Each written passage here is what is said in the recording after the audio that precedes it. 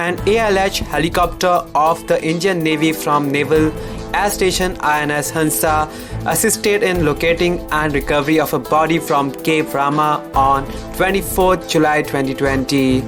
The request for assistance from the state government was received at headquarters Goa Naval Area, following which the ALH helicopter along with the Navy microlight aircraft were deployed to aid in such operation. The body of the deceased was located on the coast in a rocky area inaccessible by vehicles. With the help of the local citizens, the body was secured in a recovery basket attached to the rescue hoist of the helicopter and shifted to a nearby cliff to be handed over to local authorities. Air traffic control at INS Hansa coordinated the communication between the aircraft and locals on ground during the operation.